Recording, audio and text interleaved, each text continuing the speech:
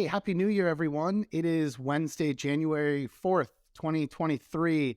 This is my first interview of the new year. So I'm excited here to be joined by Chris Comrie. So Chris is a beloved content creator.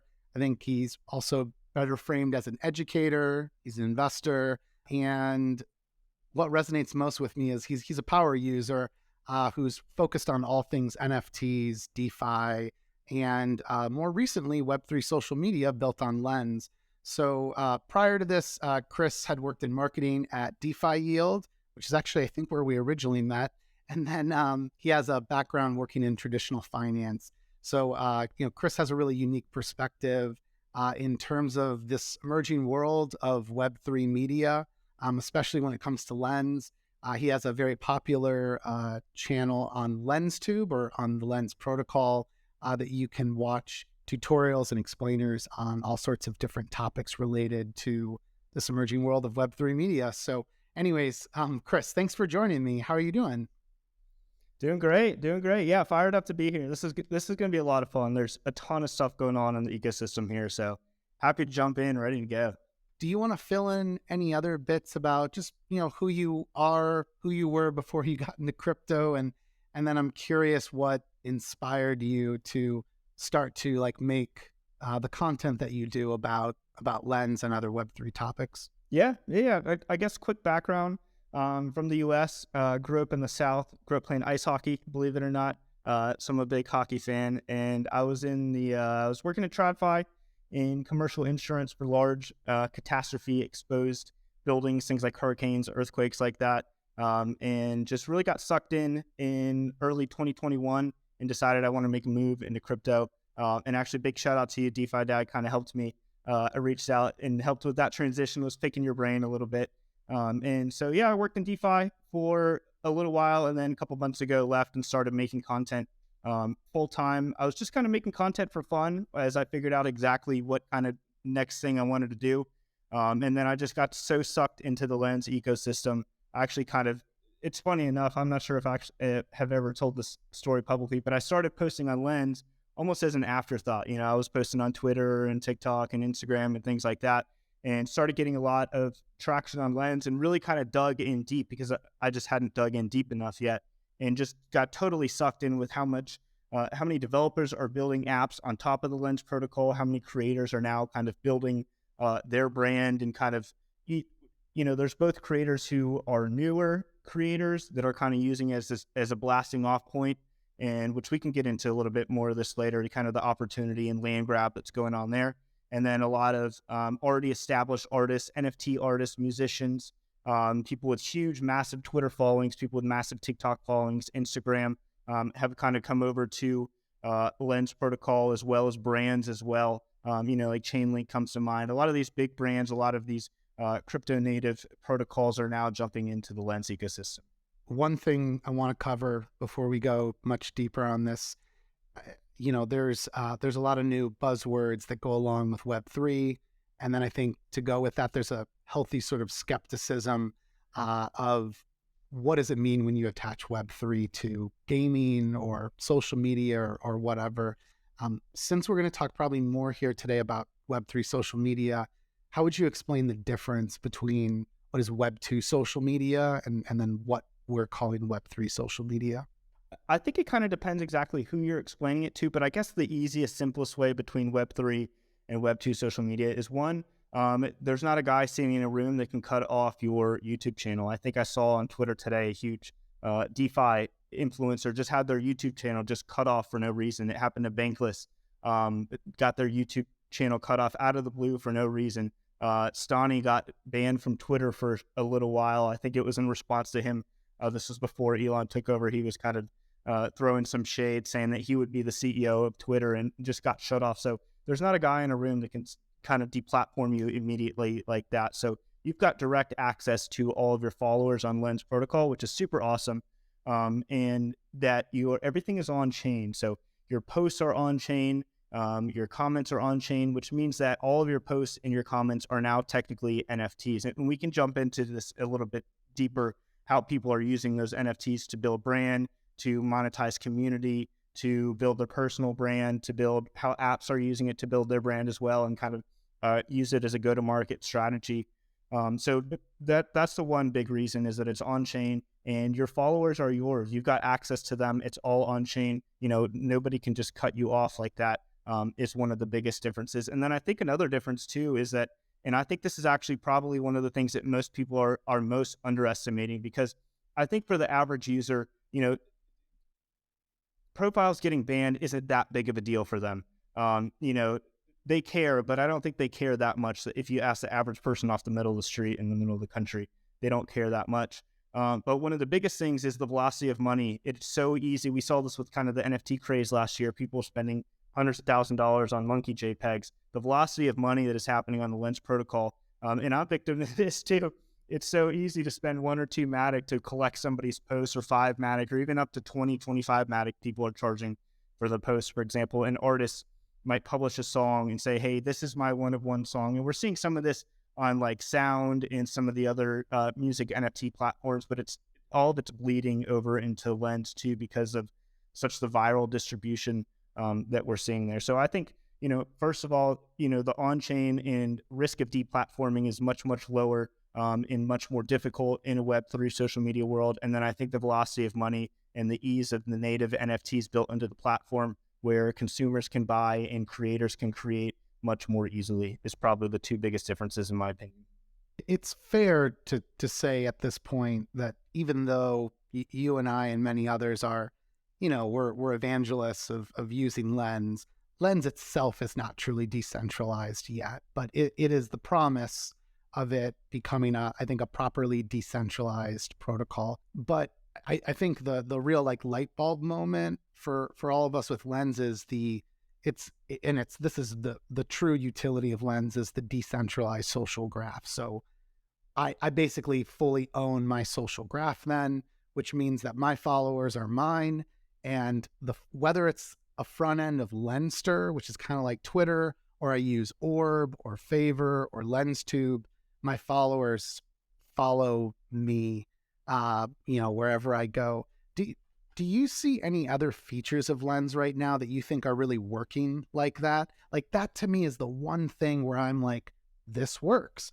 The social graph is mine, and I am successfully porting across all different apps that are supported by Lens. Yeah, let's touch on that a second ago too, because I think that's pretty confusing for most people. So to clarify, Lens protocol is the back end, and then there's a whole bunch of apps being built on top. So I guess a quick synopsis would be that a lot of people are building Web2 clones on the Lens protocol. So Lens protocol sits on the bottom, the apps are being built on top. So we've got mobile apps that are being built, we've got desktop apps that are being built, and we've got a whole bunch of different other apps. So we can get into all the different types of apps that are being built.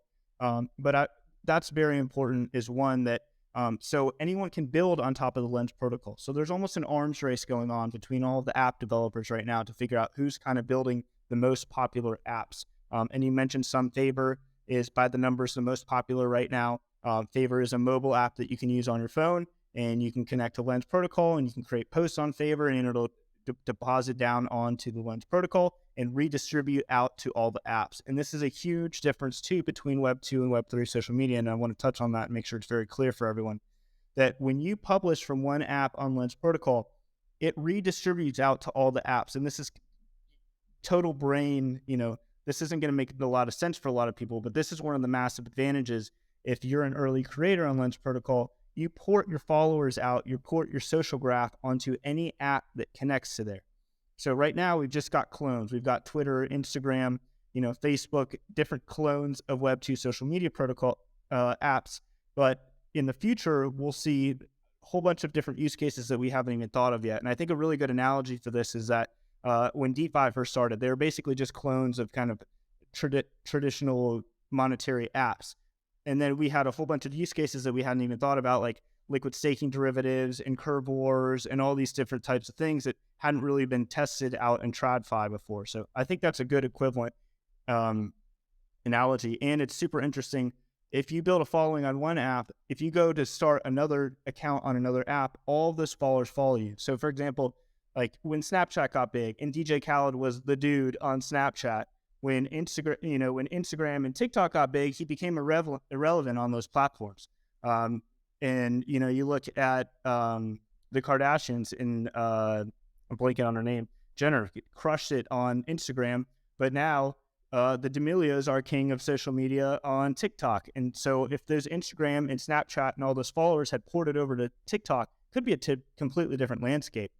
So that's one of the massive advantages that I think a lot of the early movers, whether they're brands or creators or companies or apps or whoever, is going to have, establishing kind of that land grab early on in the Lens protocol. The way you frame that, it's got some interesting parallels to, I think, the heart of crypto that we've all, like, you know, originally fell in love with. It's just giving you more freedom to do what you want. Like, if you have a following on TikTok or Instagram or whatever, you know, most of us will never like fully understand this, because again, there's only so many folks who have the like hundreds of thousands, millions, tens of millions of followers there. Some of those folks can easily port their following because they're just that famous and people just will follow them on every platform. But like you pointed out, this sort of solves for that. And it goes back to your social graph is owned through the Lens protocol, and you own that through, you know, the same sort of like setup with your wallet where, you know, if you have a wallet, you own the private key. Like you ultimately are the only person in control of that. I think something that I haven't heard as talked about as much that I think all of us would be concerned about in the future is, you know, you can lose control of a wallet if you don't properly manage the private key. And so obviously what happens if I use a wallet that controls my DeFi Dad.eth or DeFi Dad.lens, if I lose control of that, like that creates a whole nother sort of issue. So I'm imagining that these are challenges that will be solved for eventually in Lens and other, you know, competing types of protocols that offer you a decentralized social graph. How do you think about this like new landscape of Web3 social media? How do you foresee that changing the way we communicate? Does it look much different than the way we use Web2 social media? Or is it just Web2 social media with a bunch of these added benefits that we've talked about? I'm not exactly sure how it plays out, honestly. What I do know so far is one of the good ways to think about it, I think, is, you know, it's been, 15 years since Facebook came out? And we've had 15 years of social media and really only had a few successful apps, right? Facebook, Twitter, Instagram, TikTok. Like, we've had 4 real apps in 15 years of social media. You know, and you can throw in Telegram, Discord, kind of some DM type apps right there as well. But, you know, for the most part, there hasn't been a whole lot of really innovation. I mean, is a vertical video innovation over like original Facebook? A little bit, you know, you desktop to mobile, but there hasn't been a lot of true innovation.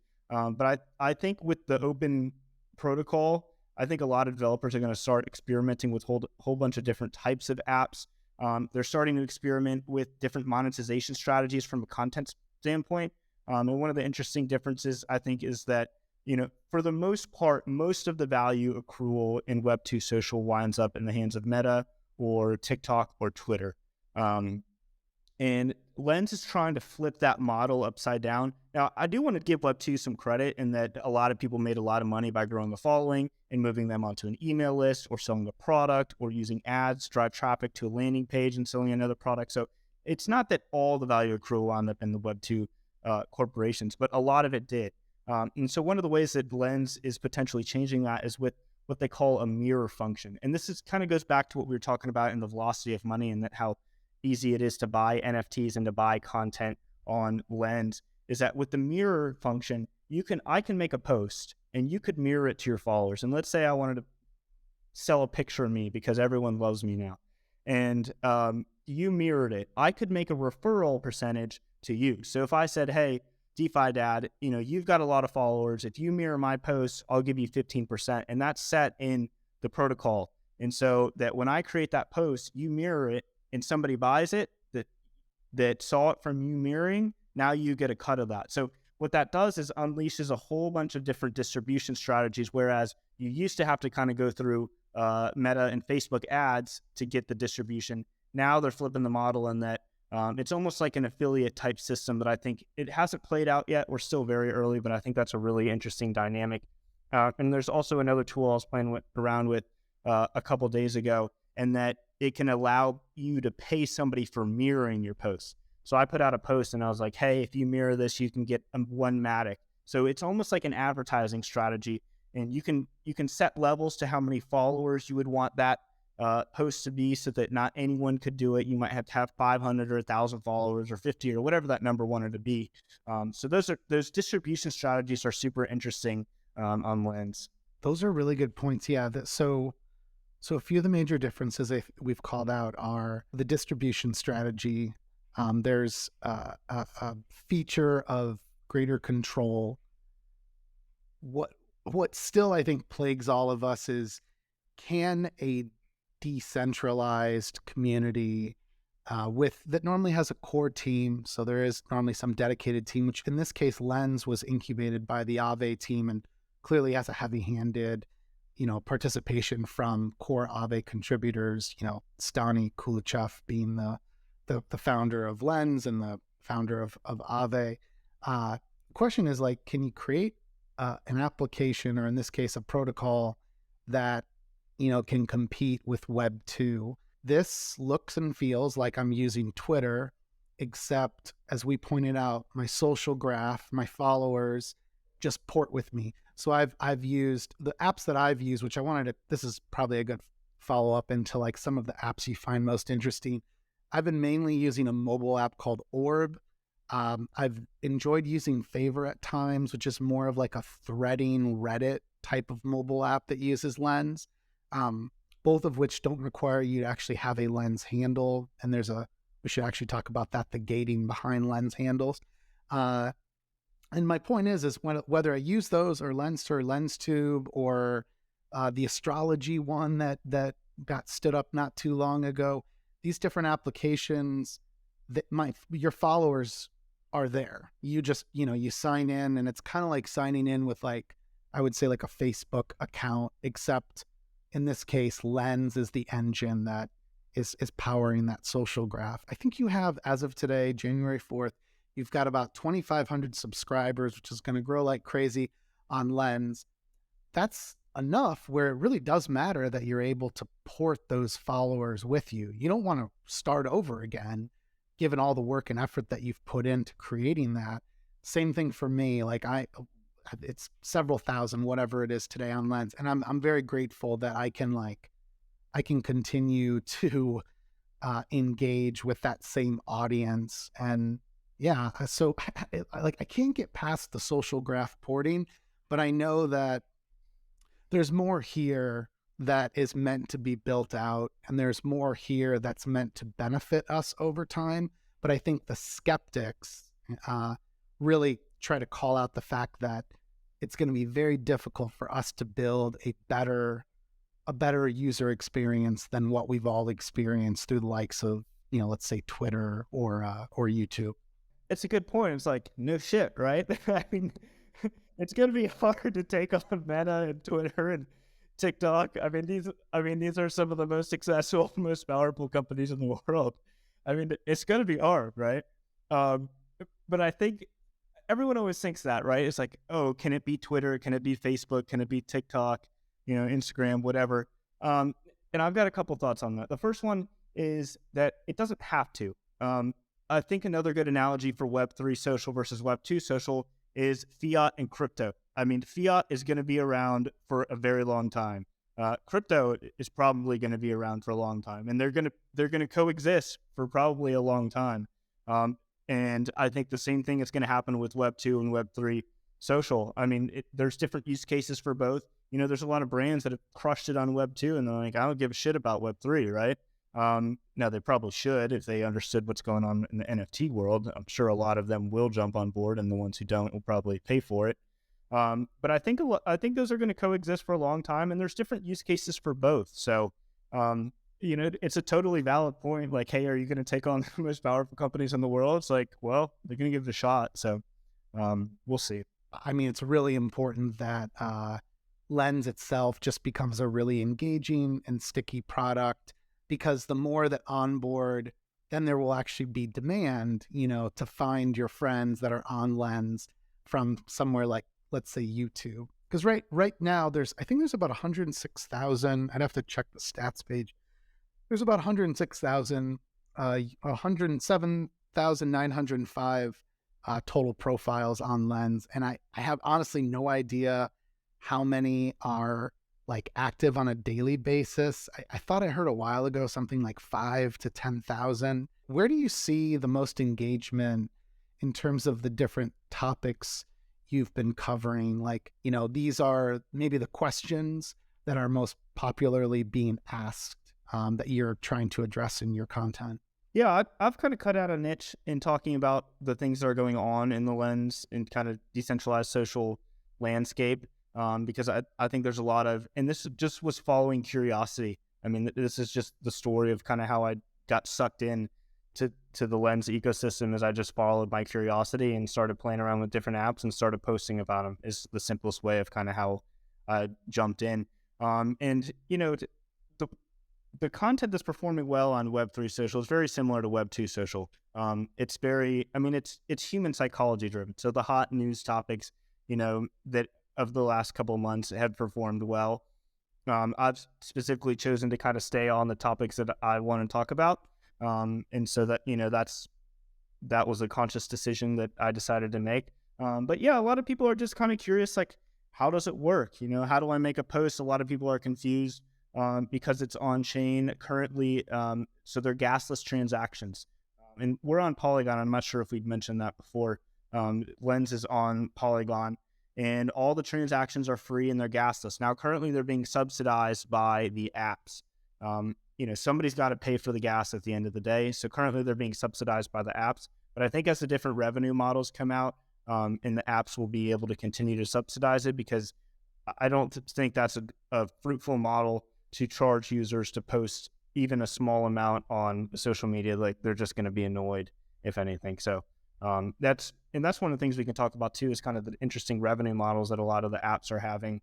We could start with what revenue models you've been seeing emerge in this space versus maybe the models that you would prefer as, a creator yourself. Here's an interesting app I just saw show up in the last few weeks. It's not on Lens, but it's in the same arena. It's basically like, I would say, I don't want to call it a decentralized OnlyFans, but it is clearly like Vine for that sort of market. And it still is subscription based. So the model is, you're a creator. It's a different genre than the creator content I think you and I are making, but you're making content and you are reliant upon subscribers to pay a monthly fee. And in this case, it's paid in crypto. It's called Mint Stars. Can't remember what the website, but Mint Stars. So anyways, there's one where it just reflects the world of Patreon, any other subscription-based like service that creators like to use to support themselves. But yeah, what else are you seeing out there? What do you foresee coming? Yeah, so we could kind of probably split this into like app level and then kind of what creators are doing. So first on the app level, I can't think of any apps off the top of my head that are really charging yet. I think they're kind of all experimenting with different business models. One that seems pretty obvious that comes to mind is called Huddle, HUDDLE 01, like 01, HUDDLE 01. They're building kind of like a Web3 Zoom, if you will, video conferencing where you log in with your wallet, and they've got some cool things that you can do. So you would log in with your Lens account, but there's also a lot of token-gated content or video calls that you can do also. So for example, if you had like a CryptoPunk or something, you would have to own a CryptoPunk in your wallet to access this video chat. And so by extension, a lot of the creators could potentially do similar things like that. So if you were a musician, for example, and you published your very first song or whatever, and you made 10 or 20 or 100 or 1,000 copies, it doesn't matter. You might say, hey, you can get a free meet and greet with me on video chat, but you have to own one of these NFTs. So that's token gated. So that's a business model that they're coming out with. And a lot of creators are selling their NFTs essentially as posts. So I think this is another good opportunity for Lens to onboard other creators, because Even making an NFT on Ethereum is still pretty difficult. I know there's a lot of website builders out there, or NFT builder websites, but it's still a little bit difficult. But with Lens, it's super easy. All you do is make a post, you write text or upload a picture, and that's your NFT. So there's a couple of business models that have come out of that.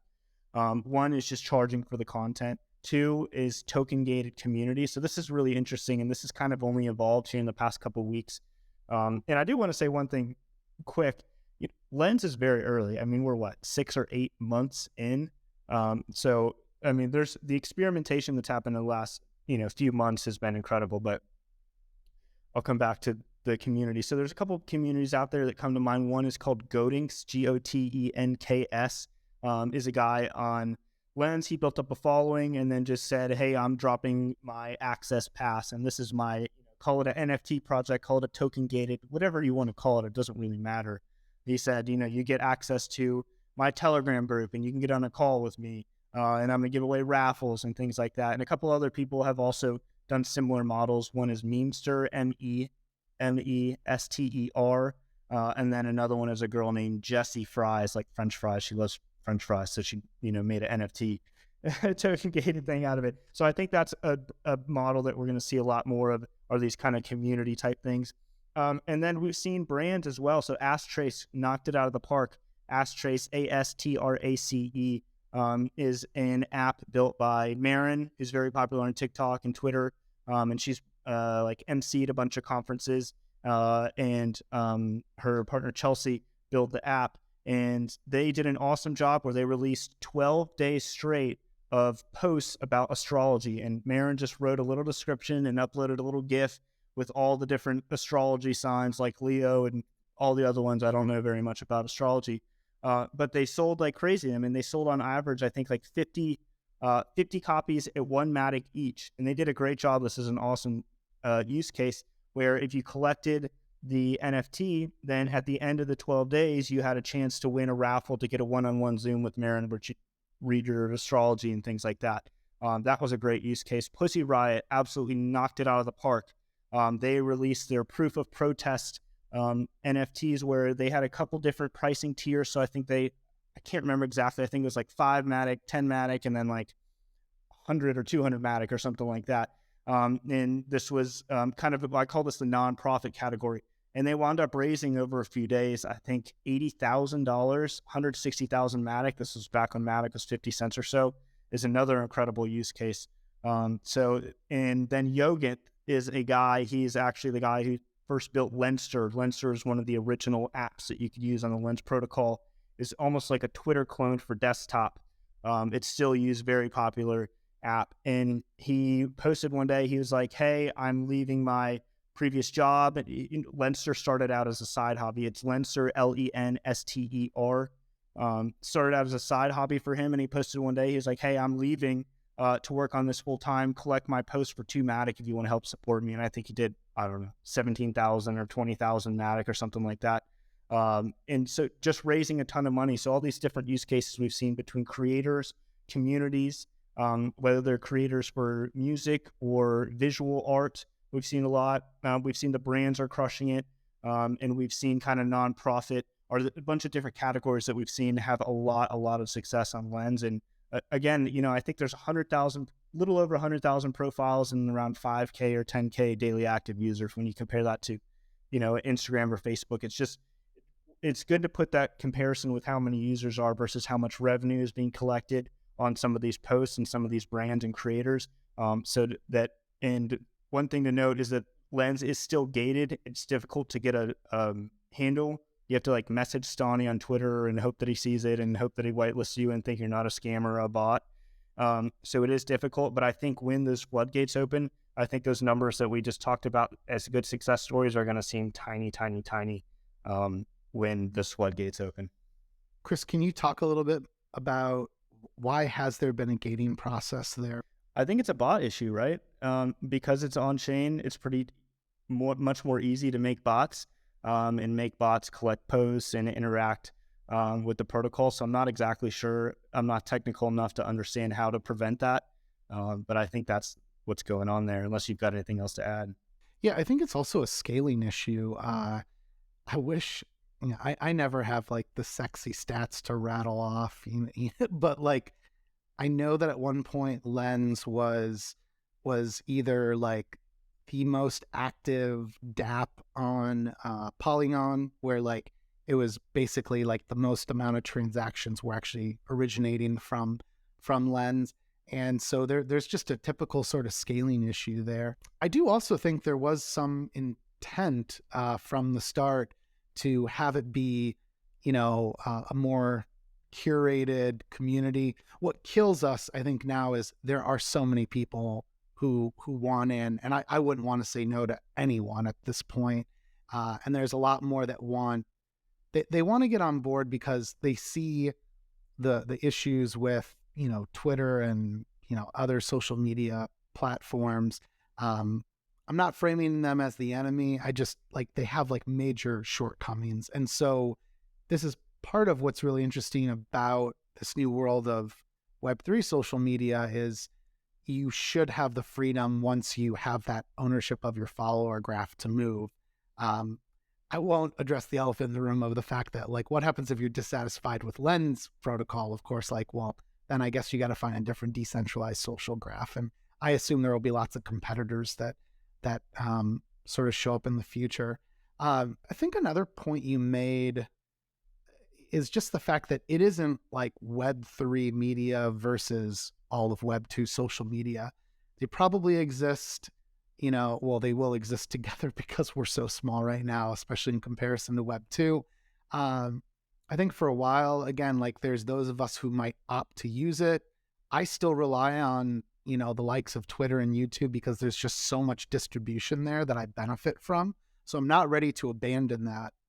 But these are tools that can exist, in the same world. And I think like a bar or a metric for success has been that you have to be Web2 media. And that's just not true. Like I don't need YouTube or Twitter to fail to say that Lens was a success. That is not the goal here at all. I think it's about just giving people another powerful tool, which in this case happens to benefit from different elements of Web3 where you're a little more in control. You truly self-custody parts of the experience.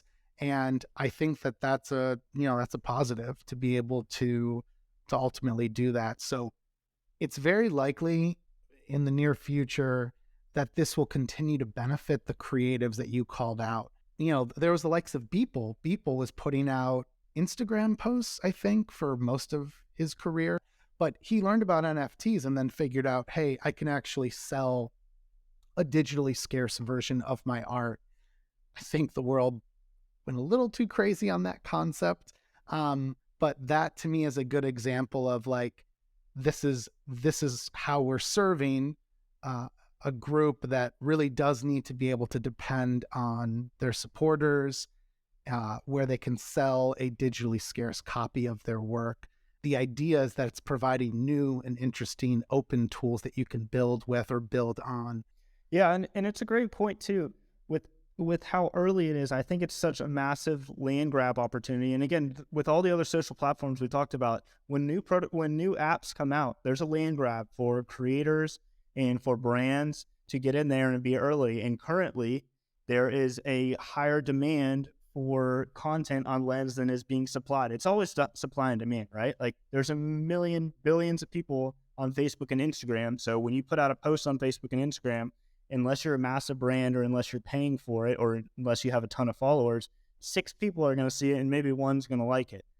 Whereas on Lens, I think, I'm trying to remember, a guy just posted a screenshot about it today. I saw he put out a post on Twitter and got like 4 likes. He put out the exact same post on Lens and got like 35 likes, even though I think he had 6 times the followers on Twitter. So it's just noise thing in that there's a lot more noise on other platforms. So there's a massive land grab going on right now. Yeah. How do you think about DeFi, if at all, merging with this world? Yeah, it's going to be incredible. The thing about Web3 social, we probably should say this, like it could die tomorrow, right? I mean, crypto could die tomorrow. NFTs could die tomorrow, as much as everyone is excited about crypto, like it could technically die tomorrow.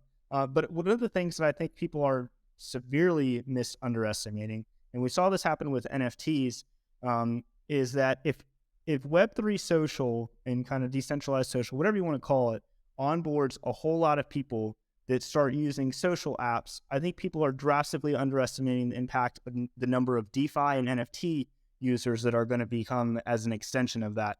And I think actually the Trump NFTs, love them or hate them, it's a great example of how many new people onboarded. I mean, it was the biggest NFT drop on Polygon for the whole year. The number of wallets that were introduced was massive, and he didn't call it an NFT. He called it a digital collectible, right? So I think for, Web3 social and even DeFi to kind of succeed, I think the average user has to not really think about, what's going on. And same thing with like internet, nobody thinks about HTTP when they're going, using the internet. They just think about going to Facebook.com or, whatever website they're going to. So I think people are drastically underestimating the impact that onboarding a massive wave of kind of normie users will bring to other, bleed over into DeFi and NFTs. That is a great point you make about the Trump cards that like recently came out. And on that note, then, how else do you think about Web3 social media breaking out? Right. I think it's just going to take time, and it's going to come down to the apps. I mean, for the last decade, prior to the last year or so, but more or less for the last decade, all the smartest people on earth were working for social media companies. I mean, that's where all the Stanford talent, that's where all the, the smartest devs were going, and psychologists too, to make these apps addicting and make more people on earth use them than anything else. I mean, a lot of really smart people were working on these apps for a long time.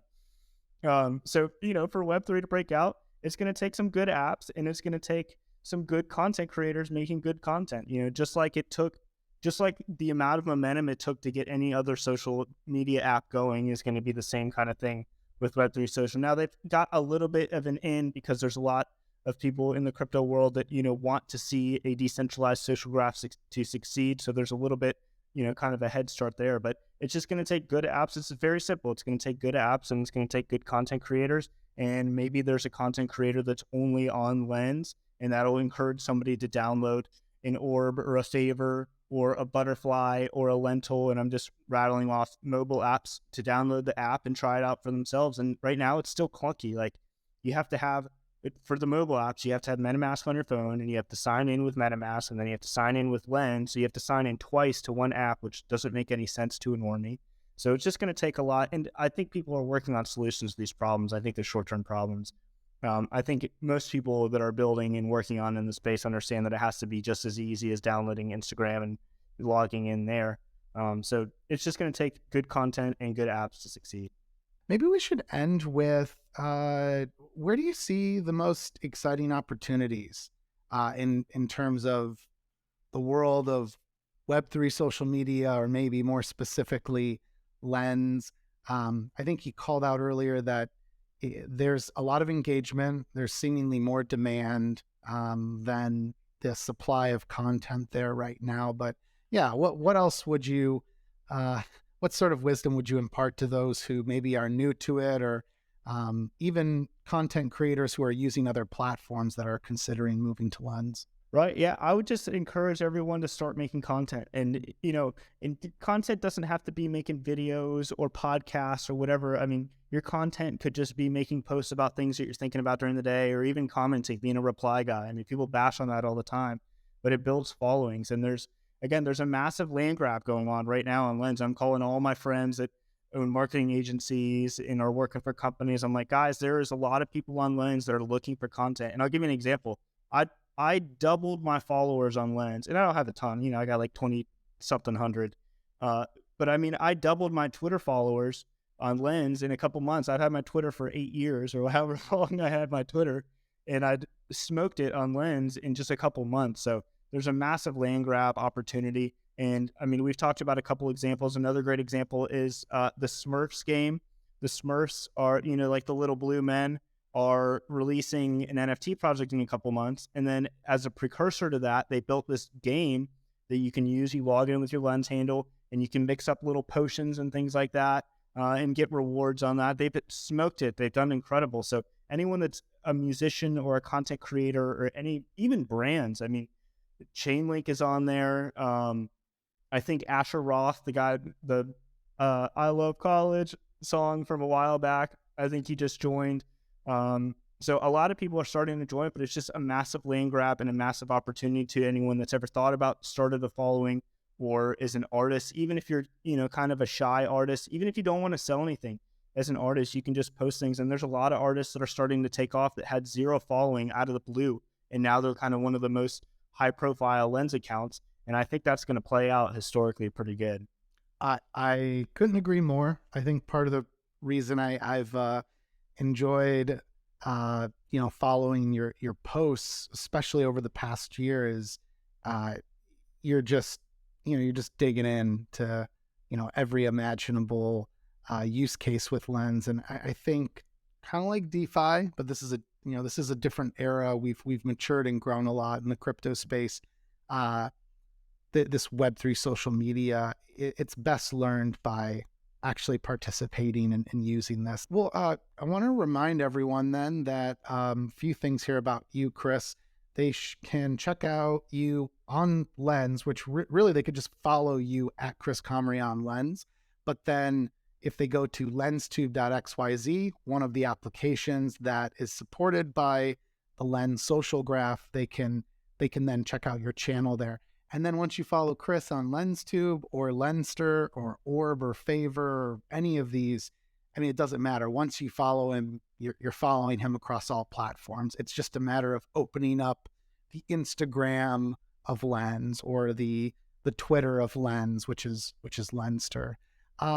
Chris, anything else that you would like to share before we go? Yeah, I just wanted to give one more encouragement to people to start creating content on Lens, because I'll give you one last example. And I've seen this multiple times. So Bankless is on Lens as well. And there's people and they've got a decent following. Obviously, they've got a massive following on Web2 social. There's people with hardly any followers on Lens. I'm talking like 50, 100, maybe 200. That'll post a video that'll outperform Bankless. I mean, that's massive. How many people on Twitter have posted a video that outperforms Bankless? I bet not very many, especially with 200 or less followers. So there's just a massive opportunity, and it gets me fired up, and I try to encourage everyone that I can to take advantage of that opportunity, and that, you can outperform, a juggernaut of media in a couple days. So, and I started out, and if anyone's looking at my profile like, oh my God, so many followers. First of all, it's not very many followers, but my first 8 videos, I probably got like 2 likes. If you scroll all the way to the bottom of my page, you'll see my first videos, and they were horrible, and they had like 2 likes on them. So, just words of encouragement for anyone that's considering doing it. Just start. I would say from my own experience, I do tend to see more engagement there on Lens for whatever reason. I don't know. Maybe I'm being boring or something on Twitter, and not putting out as compelling of ideas, but there's definitely something to that. And that's a real opportunity. So become an expert in Web3 social media. You'll be probably one of less than 1,000 people in the world who's even aware of that. If anyone wants to get in touch with you, how should they do that? Yeah, I'm on Lens at chriscomrie.lens, and then I'm also on Twitter at Christofarious. It's ChristAFARIOUS.